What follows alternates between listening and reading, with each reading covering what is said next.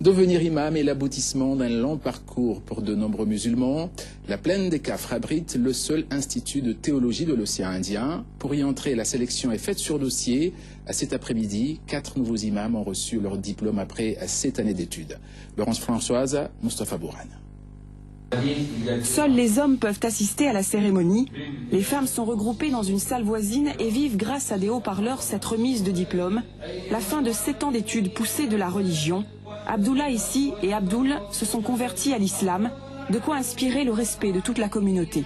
C'est connaître mieux la religion, c'est pouvoir se rapprocher de Dieu. Le diplôme en lui-même, c'est une manière de dire qu'on a les capacités pour pouvoir enseigner, pour pouvoir être imam dans une mosquée.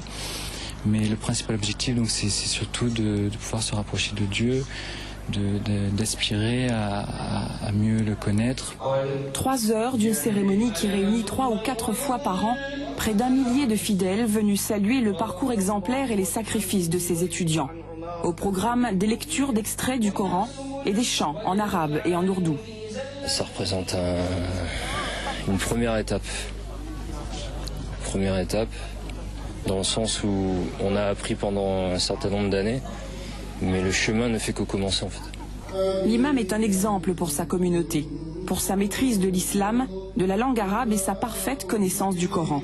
Alors l'émotion est vive au moment de la pose du turban, un geste symbolique de l'aboutissement d'un long chemin spirituel. Il ne s'agit pas seulement de former, mais il s'agit ensuite, après la formation, de faire en sorte que ces diplômés continuent dans le sens de servir la communauté dans son ensemble. Dans cet institut, le seul centre de formation de la région, rares sont les réunionnais diplômés qui enseignent sur l'île.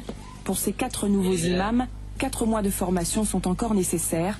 Le diplôme d'imam étant prestigieux, le culte leur impose un stage spirituel afin de s'assurer que les nouveaux diplômés gardent les pieds sur terre.